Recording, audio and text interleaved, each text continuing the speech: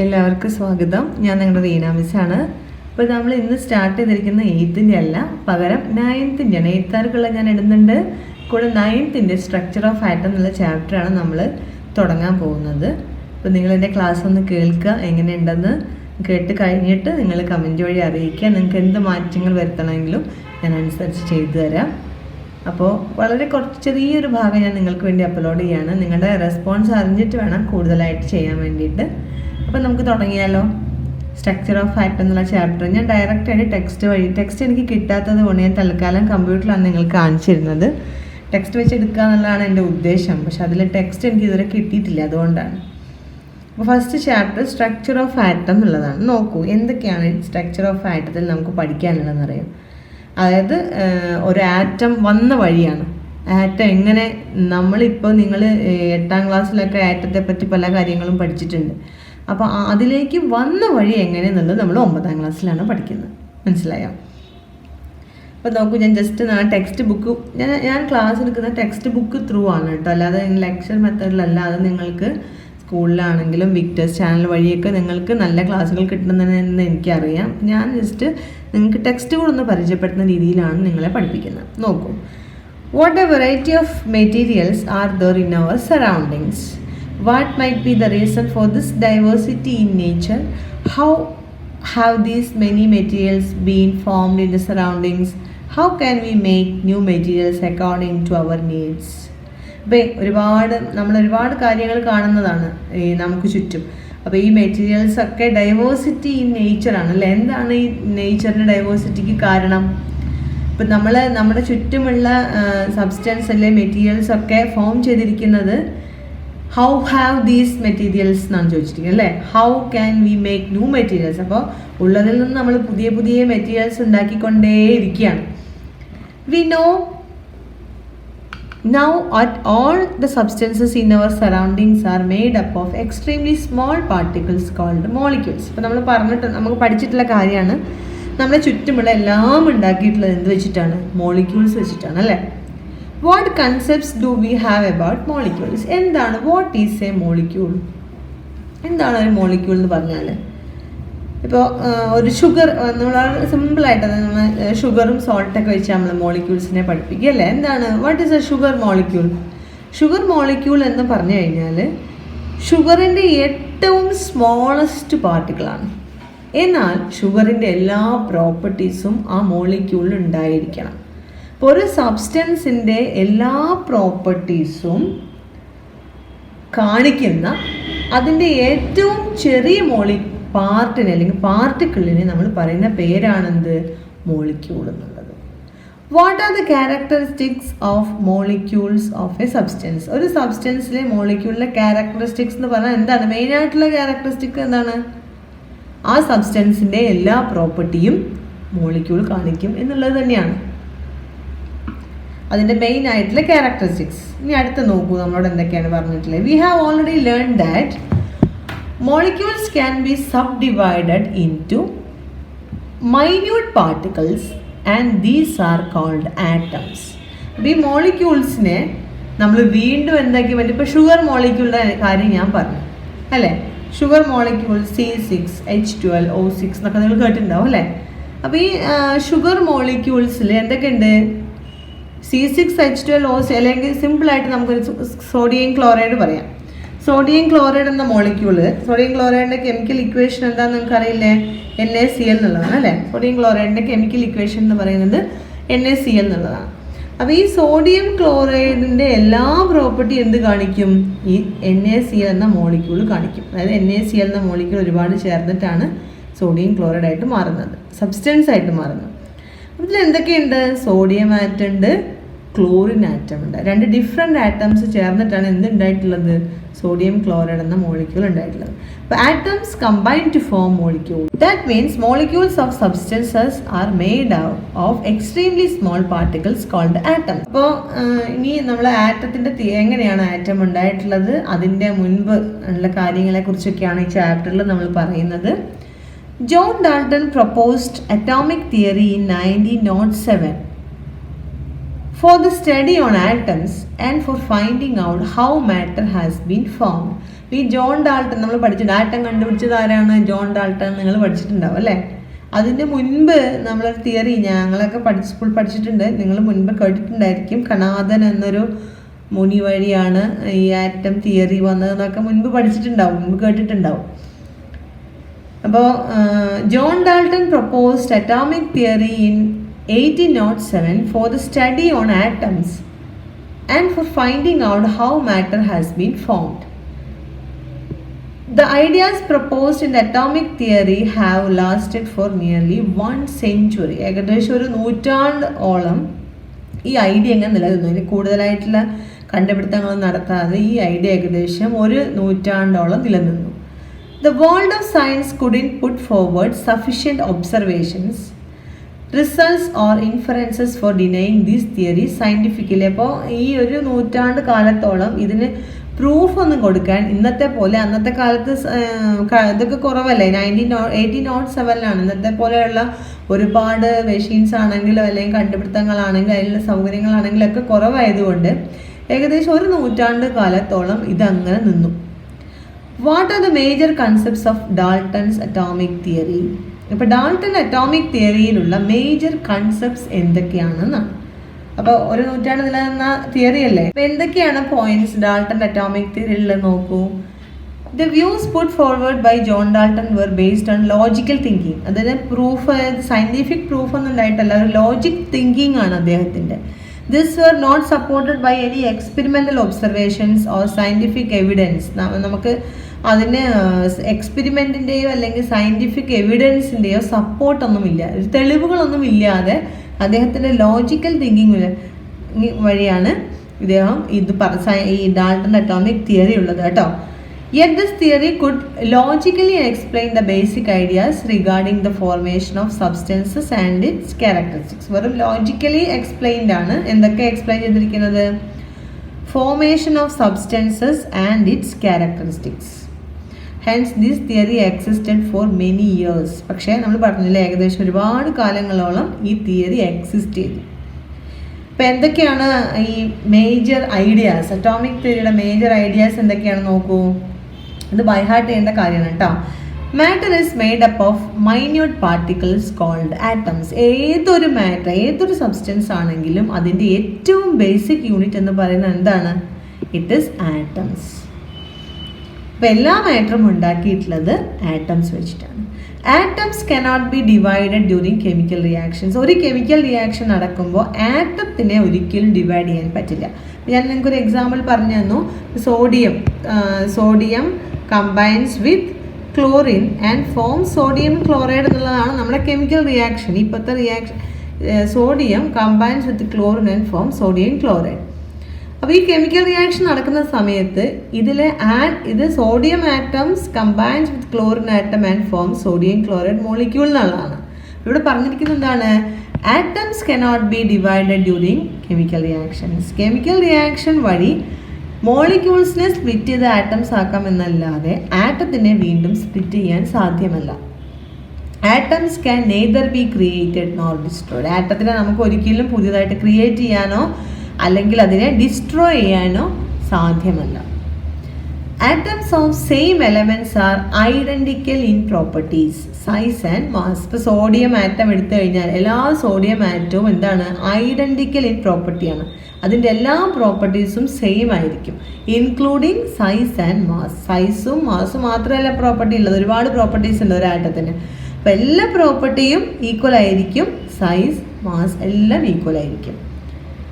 Atoms of different elements differ in their properties and mass. അപ്പോൾ ഇവിടെ same എലമെൻറ്റ്സിന് same പ്രോപ്പർട്ടിയാണെന്ന് പറഞ്ഞ പോലെ തന്നെ ഡിഫറെൻറ്റ് എലമെൻറ്റ്സിന് എന്തായിരിക്കും? ഡിഫറെൻറ്റ് എലമെൻറ്റിൻ്റെ ആറ്റത്തിന് ഡിഫറെൻറ്റ് പ്രോപ്പർട്ടി ആയിരിക്കും. സോഡിയത്തിൻ്റെ ആറ്റത്തിൻ്റെ പ്രോപ്പർട്ടി അല്ല ക്ലോറിൻ ആറ്റത്തിന് ഉണ്ടാവുക, ആ പ്രോപ്പർട്ടി അല്ല ഓക്സിജൻ ആറ്റത്തിന് ഉണ്ടാവുക. അപ്പോൾ ആറ്റംസ് എലമെൻറ്റ്സ് മാറുന്നതിനനുസരിച്ച് അതിൻ്റെ പ്രോപ്പർട്ടീസും മാറിക്കൊണ്ടേയിരിക്കും. Atoms of different elements differ in their properties and mass. Atom is the smallest particle that can take part in chemical reactions. അതായത് ഒരു കെമിക്കൽ റിയാക്ഷനിൽ പങ്കെടുക്കണമെങ്കിൽ മിനിമം എന്തായിരിക്കണം? ആറ്റം ആയിരിക്കണം. അതായത് ആറ്റം എന്ന സ്മോളസ്റ്റ് പാർട്ടിക്കിളിനാണ് ഒരു കെമിക്കൽ റിയാക്ഷനിൽ പങ്കെടുക്കാൻ കഴിയുക. Atom is the smallest particle that can take part in chemical reaction. ഇത് മനസ്സിലായില്ലേ? Atom is the smallest particle that can take part in chemical reactions എന്ന് പറഞ്ഞാൽ എന്താണെന്ന്. അപ്പോൾ ഇപ്പോഴത്തെ മോഡൽ നിങ്ങൾക്കറിയാം, ആറ്റത്തിനുള്ളിലും വേറെ ഒരുപാട് കാര്യങ്ങളുണ്ടെന്നല്ലോ അല്ലേ. അപ്പോൾ ആറ്റം ആയിരുന്നെങ്കിൽ മാത്രമേ ഒരു കെമിക്കൽ റിയാക്ഷനിൽ ഇൻവോൾവ് ചെയ്യാൻ സാധിക്കും, അതാണ് പറഞ്ഞത്. Compounds are formed when atoms of 2 or more elements combined in a simple ratio. ഇനി കോമ്പൗണ്ട്സ് ഉണ്ടാവുന്നത് എങ്ങനെയാണ്? കോമ്പൗണ്ട്സ് ഉണ്ട്. അപ്പോൾ സോഡിയം ക്ലോറൈഡ് കോമ്പൗണ്ടിൻ്റെ കാര്യം ഞാൻ നിങ്ങൾക്ക് പറഞ്ഞു തന്നു. Sodium combines with chlorine and form sodium chloride എന്ന് പറഞ്ഞില്ലേ. അപ്പോൾ ഈ കെമിക്കൽ റിയാക്ഷൻ നടന്നിട്ട് കോമ്പൗണ്ടായി മാറുകയാണ്. Different atoms, different elements combine to form a compound അല്ലേ. ഡിഫറെൻറ്റ് ആറ്റംസ് കമ്പൈൻ ചെയ്തിട്ട് കോമ്പൗണ്ട് ഉണ്ടായി മാറുന്നു. Compounds are formed when atoms of 2 or more elements combine in simple ratio. അതായത് 2 സോഡിയം ആറ്റവും ഇത് 2 ക്ലോറിനും തമ്മിൽ ചേർന്ന് എന്തായിട്ട് മാറും? 2 molecules ഓഫ് സോഡിയം ക്ലോറൈഡ് ആയിട്ട് മാറും. മനസ്സിലായ? സിമ്പിൾ റേഷ്യോയിൽ atoms combine to form molecules or compounds. Compounds are formed when atoms of 2 or more elements combine in a simple ratio. അപ്പോൾ ഇത്രയും കാര്യങ്ങളാണ് നമ്മുടെ ഡാൾട്ടൻ്റെ അറ്റോമിക് തിയറി. എന്തൊക്കെയാണ് നോക്കൂ. Matter is made up of minute particle called atoms. Atoms cannot be divided during chemical reactions. Atoms can neither be created nor destroyed. Atoms of the same elements are identical in properties, size and mass. Atoms of different elements differ in their properties and mass. Atom is the smallest particle that can take part in chemical reactions. Compounds are formed when atoms of 2 or more elements combine in a simple ratio. മനസ്സിലായി? ഇത്രയാണ് അതിൻ്റെ main ആയിട്ടുള്ള properties. അപ്പോൾ ഇനി അടുത്ത ഇതെന്തൊക്കെയാണ് പറഞ്ഞിട്ടുള്ളത് നോക്കൂ. What are the characteristics of the atom of an element according to atomic theory. അപ്പോൾ നോക്കൂ. What are the characteristics of the atom of an element according to atomic theory. ഇപ്പോൾ നമ്മൾ അറ്റോമിക് തിയറി എന്താണെന്നുള്ളത് പഠിച്ചു. അപ്പോൾ അറ്റോമിക് തിയറി പ്രകാരം എന്തൊക്കെയാണ് characteristics of the atom of an element? ഒരു എലമെൻറ്റിൻ്റെ ആറ്റത്തിൻ്റെ പ്രത്യേകതകൾ എന്തൊക്കെയാണ്? നമ്മൾ നേരത്തെ പഠിച്ച തിയറി പ്രകാരം എന്താണ് പ്രത്യേകത? അപ്പം ഞാനത് നിങ്ങൾക്ക് വളരെ സിമ്പിളായിട്ട് ഇതിനെ എഴുതി വെച്ചിട്ടുണ്ട്, കാണിച്ചു തരാം. നോക്കൂ, സിമ്പിളായിട്ട് നിങ്ങളിത് പഠിക്കണം കാണാതെ. അപ്പോൾ എന്തൊക്കെയാണ് ഞാൻ പറഞ്ഞുതരാം കേട്ടോ എന്തൊക്കെയാണെന്നുള്ളത്. നോക്കൂ. Atom is A smallest particle which shows all the characteristic property of in element. ഇപ്പോൾ നമ്മൾ നേരത്തെ പറഞ്ഞാണല്ലേ, സോഡിയം ആണെങ്കിലും ക്ലോറിൻ ആണെങ്കിലും ഏത് എലമെൻ്റ് എടുത്താലും അതിൻ്റെ ഏറ്റവും സ്മോളസ്റ്റ് പാർട്ടിക്കിൾ എന്ന് പറയുന്നത് അതിൻ്റെ ആറ്റമായിരിക്കും. ആ ആറ്റത്തിന് ആ എലമെൻറ്റിൻ്റെ എല്ലാ പ്രോപ്പർട്ടീസും ഉണ്ടായിരിക്കും. അപ്പോൾ ആറ്റംസ് ചേർന്നിട്ടാണ് എന്തായിട്ട് മാറുക? ഒരു എലമെൻ്റ് ആയിട്ട് മാറുക. അതായത് എലമെൻറ്റിൻ്റെ ബേസിക് ആയിട്ടുള്ള കാര്യം എന്ന് പറഞ്ഞാൽ, ബേസിക് യൂണിറ്റ് എന്ന് പറഞ്ഞാൽ എന്താണ്? ആറ്റമാണ്. പിന്നെ നമ്മൾ അടുത്ത കാര്യം പറഞ്ഞു, it cannot be divided during chemical reactions. ആറ്റത്തിന് ഒരിക്കലും ഒരു കെമിക്കൽ റിയാക്ഷൻ നടത്തുന്ന സമയത്ത് വീണ്ടും വീണ്ടും ഡിവൈഡ് ചെയ്യാൻ സാധ്യമല്ല, അല്ലേ? Then third one എന്താണ്? Atom is A smallest particle which engage in A chemical reaction. അതായത് അറ്റ്ലീസ്റ്റ് ഒരു ആറ്റമെങ്കിലും ആയിരിക്കണം ഒരു കെമിക്കൽ റിയാക്ഷനിൽ പങ്കെടുക്കണമെങ്കിൽ. അപ്പോൾ കെമിക്കൽ റിയാക്ഷനിൽ പങ്കെടുക്കുന്ന ഏറ്റവും സ്മോളസ്റ്റ് പാർട്ടിക്കിൾ എന്ന് പറഞ്ഞാൽ എന്താണ്? ആറ്റമാണ്. അപ്പോൾ ഇതൊക്കെയാണ് ഒരു എലമെൻറ്റിൻ്റെ ആറ്റത്തിൻ്റെ ക്യാരക്ടറിസ്റ്റിക് പ്രോപ്പർട്ടീസ്. മനസ്സിലായോ? ഇനി അടുത്ത ക്വസ്റ്റ്യൻ നോക്കൂ, എന്താണ് പറഞ്ഞിട്ടുള്ളതെന്ന്. What differences can you infer between the atoms of different elements? ഇനി ഡിഫറെൻ്റ് ആയിട്ടുള്ള എലമെൻസിൻ്റെ ആറ്റത്തിൻ്റെ പ്രത്യേക, ഇപ്പോൾ സോഡിയം ആറ്റവും ക്ലോറിൻ ആറ്റവും തമ്മിൽ എന്തൊക്കെ വ്യത്യാസങ്ങളാണ് ഉണ്ടാവുക? ഡിഫറെൻറ്റ് എലമെൻസിൻ്റെ ആറ്റങ്ങൾക്ക് എന്തൊക്കെ വ്യത്യാസങ്ങളാണ് നിങ്ങൾ കണ്ടിട്ടുള്ളത്? നോക്കൂ. അത് നമ്മൾ വളരെ സിമ്പിളാണല്ലോ. ഡിഫറെൻറ്റ് എലമെൻസിൻ്റെ ആറ്റംസ് ഡിഫറെൻ്റ് ആയിരിക്കും. എങ്ങനെയൊക്കെ ഡിഫറെൻ്റ് ആയിരിക്കും? അതിൻ്റെ പ്രോപ്പർട്ടീസ്, അതായത് ക്യാരക്ടറിസ്റ്റിക്സ്, സ്വഭാവങ്ങൾ, അത് വ്യത്യാസം ഉണ്ടാവും. മാസ് വ്യത്യാസം ഉണ്ടാവും, പ്രോപ്പർട്ടീസ് വ്യത്യാസം ഉണ്ടാവും, അല്ലേ? ഇത്രയും കാര്യങ്ങളാണ് നമ്മൾ അറ്റോമിക് തിയറിയിൽ പഠിച്ചത്. നോക്കൂ, എന്തൊക്കെയാണ് ഡിഫറെൻ്റ് എലമെൻസിൻ്റെ ആറ്റങ്ങൾക്കുള്ള പ്രത്യേകതകൾ നോക്കൂ. Atoms of different elements have different characteristics. Different എലമെൻറ്റിൻ്റെ ആറ്റത്തിന് ഡിഫറെൻറ്റ് ക്യാരക്ടറിസ്റ്റിക്സ് ആണ്. Atoms of different element differ in their properties and mass. എന്തിലൊക്കെ വ്യത്യാസം കാണിക്കുക? അതിൻ്റെ പ്രോപ്പർട്ടീസും ഡിഫറെൻ്റ് ആയിരിക്കും, മാസും ഡിഫറെൻ്റ് ആയിരിക്കും. ഇത്രയും കാര്യങ്ങളാണ് ഈ രണ്ട് പോർഷനിലും നമ്മൾ പറയുന്നത്. ഇനി അടുത്ത ടോപ്പിക് നോക്കൂ. പാർട്ടിക്കിൾസ് സ്മോളർ ദാൻ ആറ്റംസ് ആണ്. എന്തൊക്കെയാണ് പറഞ്ഞിട്ടുള്ളത്? അപ്പോൾ ഈ ആറ്റത്തിനേക്കാളും ചെറിയ പാർട്ടിക്കിൾസ്, ഈ ആറ്റത്തിനെ വീണ്ടും നമുക്ക് ചെറിയ പാർട്ടിക്കിൾ ആക്കാൻ പറ്റുമോ നോക്കാം. നോക്കൂ. Even when the atomic theory existed, studies on matter and inquiries on the possibilities of dividing atom had been continuing. ഇപ്പോൾ നമ്മൾ നേരത്തെ പറഞ്ഞ കേസാണ്, അതായത് നൂറ്റാണ്ടുകളോളം ഡാൾട്ടൻ്റെ ആറ്റോമിക് തിയറി നിലനിന്നിരുന്നു അല്ലേ. ഒരു ലോജിക്കൽ തിങ്കിങ്ങിൻ്റെ ബേസിൽ ഉണ്ടാക്കിയത് കൊണ്ട് തന്നെ ഒരുപാട് കാലം നിലനിന്നിരുന്നു. പക്ഷേ ഇത് നിലനിന്നിരുന്നു എങ്കിലും മാറ്ററിനെയും അതിനെ ഡിവൈഡ് ചെയ്യാനുള്ള പോസിബിലിറ്റീസിനെയും അല്ലെങ്കിൽ ആറ്റത്തിനെ ഡിവൈഡ് ചെയ്യാനുള്ള പോസിബിലിറ്റീസിനെയും കുറിച്ചുള്ള പഠനം നടന്നുകൊണ്ടേയിരുന്നു. The observation and results of numerous experiments conducted by scientists have contradictory to that of atomic theory. അപ്പോൾ അറ്റോമിക് തിയറിക്ക് വിപരീതമായിട്ട് പല പല പല കണ്ടുപിടുത്തങ്ങളും നടന്നുകൊണ്ടിരുന്നു, അല്ലെങ്കിൽ പല പല ഒബ്സർവേഷൻസും അല്ലെങ്കിൽ അതിൻ്റെ റിസൾട്ട്സും ഉണ്ടായി. അപ്പോൾ അതിന് ചില കാര്യങ്ങളാണ് നമുക്ക് താഴെ കൊടുത്തിരിക്കുന്നത്. നോക്കൂ എന്തൊക്കെയാണെന്നുള്ളത്. റബ് നിങ്ങൾ സ്ഥിരമായിട്ട് ചെയ്യുന്നൊരു കാര്യമാണ് കേട്ടോ. നോക്കൂ. Rub a comb on dry hair. Bring the comb near small bits of paper. What do you observe? നിങ്ങൾ പഠിച്ചിട്ടുണ്ടെന്ന് എനിക്കറിയില്ല. പിന്നെ എന്താ ചെയ്യാൻ പറഞ്ഞിരിക്കുന്ന, ഒരു ഡ്രൈ ഹെയറിൽ ഒരു കോംബ് ചീപ്പ് കൊണ്ടുവന്നിട്ട് ഇങ്ങനെ ചീവുക. എന്നിട്ട് ആ കോമ്പിനെ കുറച്ച് പേപ്പർ കഷ്ണൻ്റെ അടുത്തേക്ക് കൊണ്ടുവരിക. നിങ്ങൾക്ക് എന്ത് കാണാൻ പറ്റും? പെട്ടെന്ന് അത് അട്രാക്റ്റ് ചെയ്യും അല്ലേ. പേപ്പർ കഷ്ണം പെട്ടെന്ന് തന്നെ അട്രാക്റ്റ് ചെയ്യും. അടുത്ത് നോക്കൂ. Take an inflated balloon, rub it on dry hair for some time. ഈ ഒരു വീർപ്പിച്ച ബലൂൺ എടുത്തിട്ട് അത് നിങ്ങളുടെ ഹെയറിൽ, ഈ ഹെയറിനെ ശ്രദ്ധിക്കണം, ഓയിലി ഹെയർ ആവരുത് കേട്ടോ, നന്നായിട്ട് ഉരയ്ക്കാം. Now place it on the surface of a wall and withdraw your hand. What do you observe? എന്നിട്ട് അതൊരു ചുമരിൻ്റെ അടുത്ത് കൊണ്ടുവന്നിട്ട് നിങ്ങളുടെ കൈ മാറ്റുക. അപ്പോൾ എന്താ പറഞ്ഞിരിക്കുന്നത്? Balloon attracted towards the wall, ചുമരിനോട്ട് അത് അട്രാക്റ്റ് ചെയ്യും. അപ്പം ഇതുപോലത്തെ പിന്നെ നിങ്ങൾക്കറിയാം, നിങ്ങൾ ഈ നമ്മുടെ ഫൈബറിൻ്റെ കസേരയിലൊക്കെ വന്നിരിക്കുന്ന സമയത്ത് ചിലപ്പോൾ നിങ്ങളുടെ രോമങ്ങൾ ഇങ്ങനെ എഴുന്നേറ്റ് നിൽക്കുന്നത് കാണാൻ പറ്റും. തണുപ്പോണ്ട് എഴുന്നേറ്റ് നിൽക്കുന്നതല്ലോ ഞാൻ പറഞ്ഞത്. Find out more instances from daily life. അപ്പോൾ നിങ്ങൾ ഈ ഫൈബറിൻ്റെ കസേര, കൈയുള്ള കസേരയിലൊക്കെ വന്നിരിക്കുന്ന സമയത്ത് നിങ്ങൾക്ക് ചിലപ്പോൾ നിങ്ങളുടെ ഹെയർസ്, രോമങ്ങൾ, കയ്യിലൊക്കെയുള്ള രോമങ്ങൾ ഈ കസേരയിലേക്ക് അട്രാക്റ്റ് ചെയ്യുന്നത് പോലെ ഫീൽ ചെയ്യും. അപ്പോൾ ഇതൊക്കെ നമ്മുടെ ഡെയിലി ലൈഫിലുള്ള ഇൻസ്റ്റൻസസ് ആണ്. How do things like comb and balloon acquire the capacity to attract? എങ്ങനെയാണ് ഈ കോമ്പിനും അല്ലെങ്കിൽ ബലൂണിനും ഒക്കെ മറ്റുള്ള സബ്സ്റ്റൻസിനെ അട്രാക്ട് ചെയ്യും? വല്ലാത്ത അട്രാക്ഷൻ ഒന്നും പറ്റില്ല, വളരെ, അതായത് ചെറിയ കനം കുറഞ്ഞ പേപ്പറിനെ അട്രാക്ട് ചെയ്യാനോ അങ്ങനെയൊക്കെ പറ്റുള്ളൂ. അപ്പോൾ ഇത് എവിടെ നിന്നാണ് കിട്ടിയത്? What might be present in these substances that result in attraction? അപ്പോൾ ഇങ്ങനെ ഒരു അട്രാക്ഷൻ വരാൻ എന്ത് സബ്സ്റ്റൻസ് ആണ് ഇതിലുള്ളത്?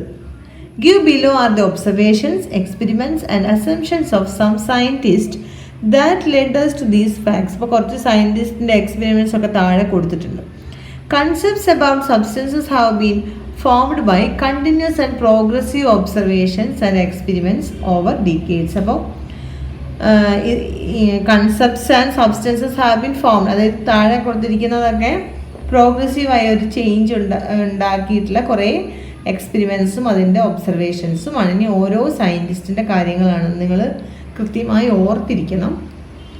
ഓരോ സയൻറ്റിസ്റ്റിൻ്റെ എക്സ്പെരിമെൻറ്റ്സ് എന്തൊക്കെയാണ്, അതിൻ്റെ ഫൈൻഡിങ്സ് എന്തൊക്കെയാണെന്നുള്ളത് കേട്ടോ. അപ്പോൾ നമ്മൾ എന്തിനു വേണ്ടിയാണ് ഇത് പഠിക്കുന്നത്? ഈ കോമ്പും ബലൂണും ഒക്കെ അട്രാക്റ്റ് ചെയ്യുന്നു സ്മോൾ ഒബ്ജക്ട്സിന്. ഈ അട്രാക്റ്റ് ചെയ്യാൻ എന്താണ് കാരണം? ഇതിലൊക്കെ എന്തെങ്കിലും വേറെ ഉണ്ടോ? നമ്മൾ പഠിച്ചത് എല്ലാത്തിൻ്റെയും ഏറ്റവും ബേസിക് ആയിട്ടുള്ളത് ആറ്റം ആണെന്നുള്ളതാണ് അല്ലേ. അപ്പോൾ എന്താണ് മറ്റുള്ളതിനെ അട്രാക്ട് ചെയ്യാൻ കാരണം? അപ്പോൾ അതിന് ബാക്കിയുള്ള സയൻറ്റിസ്റ്റ് എന്തൊക്കെയാണ് അതിനെക്കുറിച്ച് പറഞ്ഞിട്ടുള്ളതെന്നുള്ള കാര്യങ്ങളാണ് നമ്മൾ പഠിക്കാൻ പോകുന്നത്. നോക്കൂ. സർ ഹംഫ്രി ഡേവിയാണ് ഫസ്റ്റില്. സർ ഹംഫ്രി ഡേവിയാണ് 1778 1829, ജസ്റ്റ് ഇയർ പറഞ്ഞതാണ്. By using electricity sir Humphry Davy isolated many elements from compounds. അപ്പോൾ ഈ ഹംഫ്രി ഡേവി എന്ന സയൻറ്റിസ്റ്റാണ് പല പല കോമ്പൗണ്ട്സിൽ നിന്നും അതിൻ്റെ എലമെൻസിനെ സെപ്പറേറ്റ് ചെയ്ത് എടുത്തത്. ഏതൊക്കെയെന്നറിയോ? പൊട്ടാസ്യത്തിൻ്റെ കോമ്പൗണ്ടിൽ നിന്നും പൊട്ടാസ്യം എന്ന മെറ്റലിനെ ഐസൊലേറ്റ് ചെയ്തെടുത്തത്. അതേപോലെ സോഡിയം, കാൽസ്യം, മെഗ്നീഷ്യം, സ്ട്രോൺഷ്യം ഇവയൊക്കെ കോമ്പൗണ്ട്സിൽ നിന്നും ഇന്ന എലമെൻ്റ് ഉണ്ട്, അല്ലെങ്കിൽ സോഡിയം എന്ന എലമെൻ്റ് ഉണ്ട് അതിനെങ്ങനെ എക്സ്ട്രാക്ട് ചെയ്തെടുക്കാം എന്ന് സയൻസിന് കാണിച്ചു തന്നൊരു സയൻറ്റിസ്റ്റാണ് sir Humphry Davy. Barium and boron are some among them. He conducted experiments which involved the passage of electricity through liquids. അപ്പോൾ ഇദ്ദേഹം എങ്ങനെയാണ് ഈ എക്സ്പെരിമെന്റ്സ് കണ്ടക്ട് ചെയ്തിരുന്നതെന്ന് അറിയോ? ഇലക്ട്രിസിറ്റി, അതായത് ലിക്വിഡ്സിലൂടെ, അതായത് ഇതിൻ്റെയൊക്കെ സൊല്യൂഷൻസിലൂടെ ഇലക്ട്രിസിറ്റി പാസ് ചെയ്യിച്ചിട്ട് കോമ്പൗണ്ട്സിനെ സ്പ്ലിറ്റ് ചെയ്യിക്കുകയാണ് അദ്ദേഹം ചെയ്തത്. On the basis of these experiments, he understood the presence of electric charges in substance. അപ്പോൾ ഇങ്ങനെ എക്സ്പെരിമെന്റ് നടത്തുന്നതിലൂടെ അദ്ദേഹത്തിന് എന്ത് മനസ്സിലായി? അദ്ദേഹം എന്ത് കണ്ടെത്തി? Presence of electric charges in substances. ഓരോ സബ്സ്റ്റൻസിലുമുള്ള ഇലക്ട്രിക് ചാർജിന്റെ പ്രസൻസ് അദ്ദേഹത്തിന് മനസ്സിലായി. He established that there are two types of charges. അപ്പോൾ അദ്ദേഹം എന്ത് പറയുന്നത്? There are two types of charges. One is positive and other is negative. And it is these electric charges that enable a substance to react with another substance. അപ്പോൾ ഈ ഉള്ള positive charge അല്ലെങ്കിൽ negative charge, അതിലുള്ള ഈ ചാർജുകളാണ് ഒരു സബ്സ്റ്റൻസിനെ മറ്റൊരു സബ്സ്റ്റൻസിലേക്ക് റിയാക്ട് ചെയ്യുന്നത്. That enable a substance to react with another substance. ഒരു സബ്സ്റ്റൻസിനെ മറ്റൊരു സബ്സ്റ്റൻസുമായിട്ട് റിയാക്ട് ചെയ്യിക്കുന്നത് അതിലുള്ള പോസിറ്റീവ് അല്ലെങ്കിൽ നെഗറ്റീവ് ചാർജുകളാണെന്ന് ആദ്യമായിട്ട് എസ്റ്റാബ്ലിഷ് ചെയ്ത സയൻറ്റിസ്റ്റ് സർ ഹംഫ്രി ഡേവിയാണ് കേട്ടോ. അപ്പോൾ ഈ അദ്ദേഹം വേർതിരിച്ചെടുത്ത എലമെൻസിൻ്റെ പേര് പഠിക്കണം. Potassium, sodium, calcium, magnesium, strontium, barium, boron ഒക്കെയാണ് കേട്ടോ. ഇനി അടുത്ത സയൻറ്റിസ്റ്റ് നമുക്ക് എല്ലാവർക്കും വളരെ ഫെമിലിയർ ആയിട്ടുള്ള മൈക്കൽ ഫാരഡേ ആണ്. എന്താ മൈക്കൽ ഫാരഡയെ കുറിച്ച് കേൾക്കുമ്പോൾ നിങ്ങൾക്ക് ആദ്യം ഓർമ്മ വരിക? He is the father of electricity, അല്ലേ? വൈദ്യുതിയുടെ പിതാവ് എന്ന് പറയും. അപ്പോൾ അദ്ദേഹത്തിനെ കുറിച്ചാണ് അടുത്ത നമുക്ക് പഠിക്കാനുള്ളത്.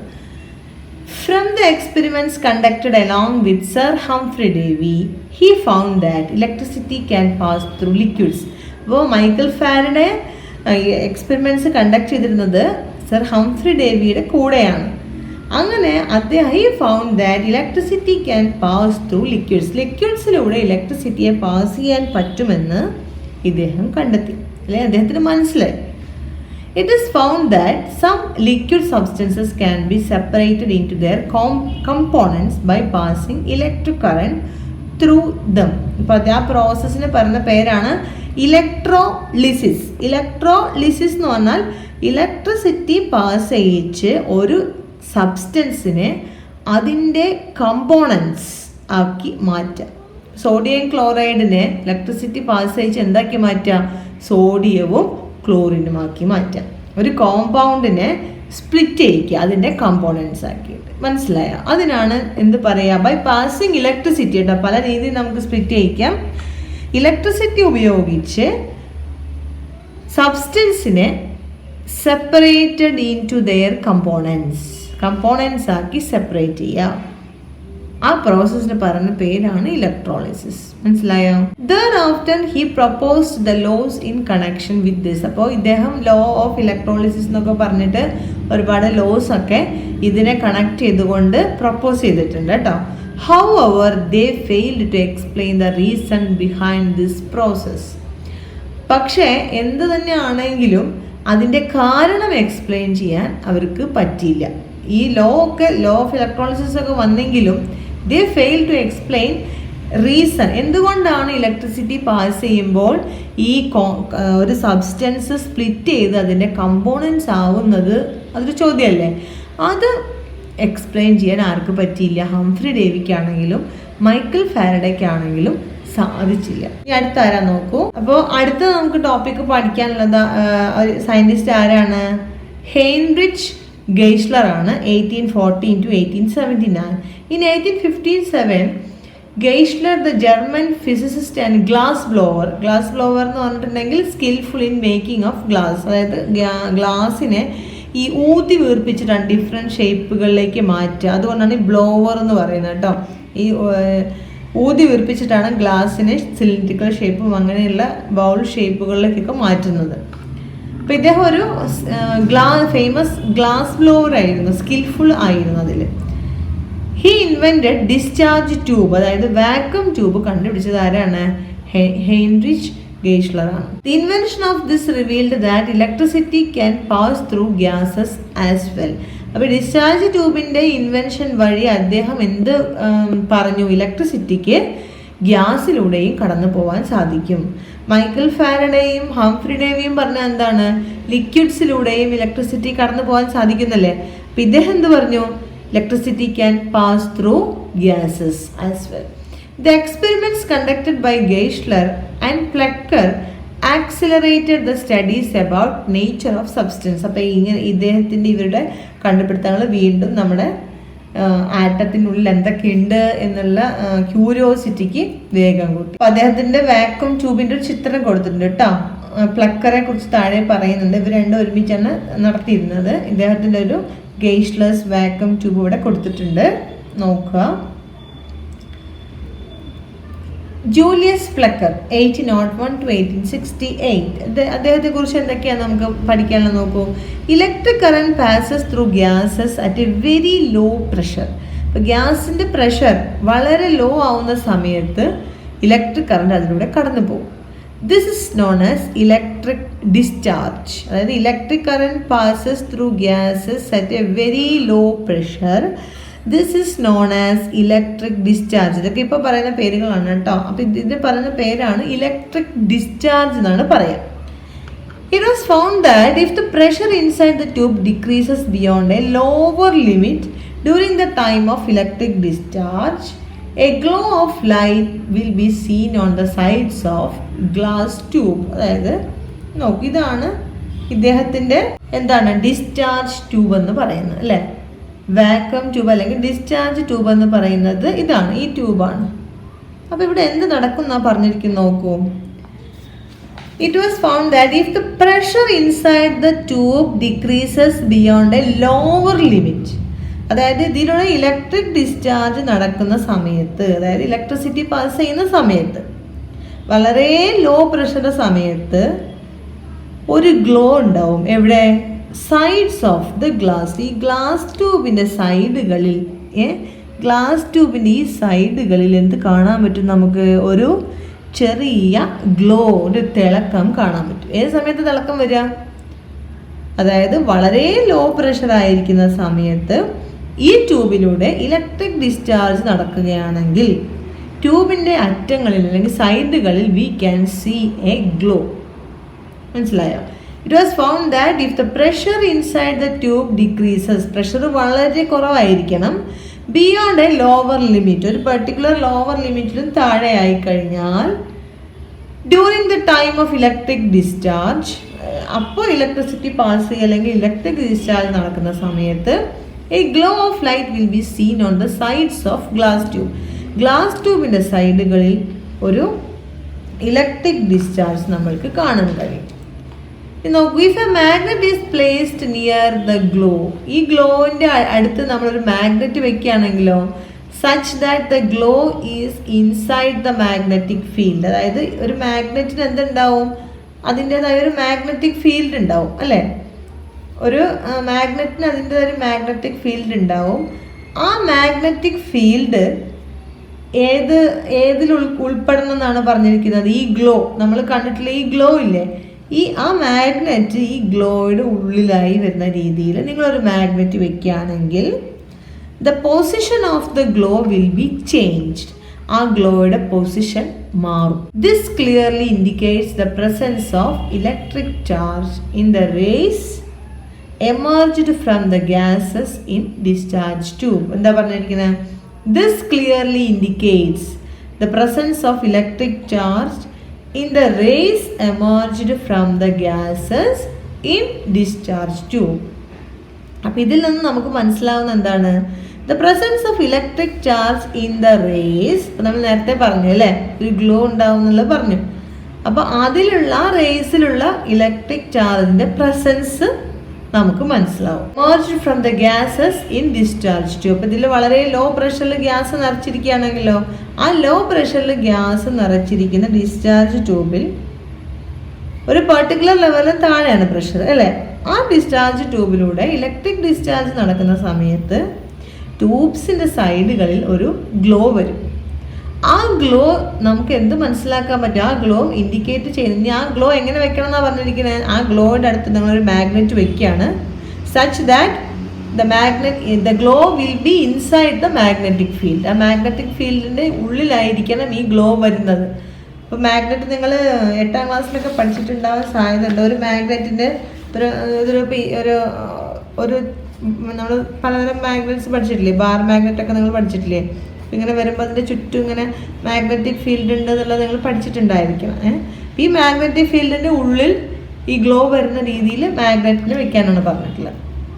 ആ വയ്ക്കുന്ന സമയത്ത് if a magnetic is placed near the glow such that the glow is inside the magnetic field, the position of the glow will be changed. ആ ഗ്ലോയുടെ പൊസിഷൻ മാറും. അതായത് അത് നമ്മളൊരു ഇൻട്രാക്ഷൻ നടക്കുന്നുണ്ട് എന്നാണ് അപ്പോൾ അവിടെ അർത്ഥം, അല്ലേ? മാഗ്നറ്റിൻ്റെ ഫീൽഡും ആ ഇലക്ട്രിക് ഫീൽഡും തമ്മിൽ. This clearly indicates the presence of electric charge in the. അപ്പോൾ അവിടെ നമുക്ക് എന്താ മനസ്സിലായത്? അവിടെ ആ പൊസിഷൻ എന്താ മനസ്സിലായത്? ഒരു മാഗ്നറ്റ് വെച്ച സമയത്ത് ആ ഗ്ലോയുടെ പൊസിഷൻ ചേഞ്ച് ചെയ്തു പറഞ്ഞാൽ അവിടെ എന്തുണ്ട്? ഒരു ഇലക്ട്രിക് ഫീൽഡ് ഉണ്ടെന്നാണ് നമ്മൾ മനസ്സിലാക്കേണ്ടത്. മനസ്സിലായോ? This clearly indicates the presence of electric charge in the rays emerge from the gases. ആ ഗ്യാസിൽ നിന്നും എമർജ് ചെയ്യുന്ന അല്ലെങ്കിൽ റേസ്, ഈ ഗ്യാസിൽ നിന്നും പുറത്തോട്ട് വരുന്ന ആ റേസിൽ എന്തിൻ്റെ പ്രസൻസ് ഉണ്ട്? ഒരു ഇലക്ട്രിക് ചാർജിൻ്റെ പ്രസൻസ് ഉണ്ട് ഡിസ്ചാർജ് ട്യൂബിൽ. ഇങ്ങനെയാണ് നമ്മൾ ആരുടെ കണ്ടുപിടുത്തത്തിൽ നിന്ന് മനസ്സിലാക്കേണ്ടത്? ജൂലിയസ് പ്ലക്കറിൻ്റെ കണ്ടുപിടുത്തത്തിൽ നിന്ന് നമ്മൾ മനസ്സിലാക്കേണ്ടത്. അപ്പോൾ ഇനിയും നമുക്ക് ഒരുപാട് സയൻറ്റിസ്റ്റുകളെ കുറിച്ച് പഠിക്കാനുണ്ട്. അത് ഞാൻ തൊട്ടടുത്ത ക്ലാസ്സിൽ തന്നെ നിങ്ങൾക്ക് പറഞ്ഞു തരും. അപ്പോൾ നിങ്ങൾ എന്തെങ്കിലും സംശയങ്ങളൊക്കെ ഉണ്ടെങ്കിൽ നോക്കി വയ്ക്കുക, കമൻറ്റ് ചെയ്യുക, നിങ്ങളുടെ ഫ്രണ്ട്സിനൊക്കെ വീഡിയോ ഷെയർ ചെയ്ത് കൊടുക്കുക. എന്ത് സംശയം ഉണ്ടെങ്കിൽ നിങ്ങൾക്ക് എന്നോട് ചോദിക്കാം, കമൻറ്റ് വഴി ചോദിച്ചാൽ ഞാൻ തൊട്ടടുത്ത ക്ലാസ്സിൽ തന്നെ ആ സംശയം നിങ്ങൾക്ക് ക്ലിയർ ആക്കി തരുന്നതാണ്. അപ്പോൾ നന്നായിട്ട് പഠിക്കുക. തൽക്കാലത്തേക്ക് ഇന്നിവിടെ ഞാൻ സ്റ്റോപ്പ് ചെയ്യാണ്. ദിവസവും ഞാൻ വീഡിയോസ് ഇടും. നിങ്ങൾ ദിവസവും ഒരു അരമണിക്കൂറിൽ താഴെ ഏറ്റവും ചുരുങ്ങിയ രീതിയിലാണ് വീഡിയോസ് ഇടുന്നത്. അപ്പോൾ അത്രയെങ്കിലും സമയം നിങ്ങൾ പഠനത്തിന് വേണ്ടി ചെലവഴിക്കുക. അപ്പോൾ തൽക്കാലം ഞാൻ നിർത്തുകയാണ്. Bye bye.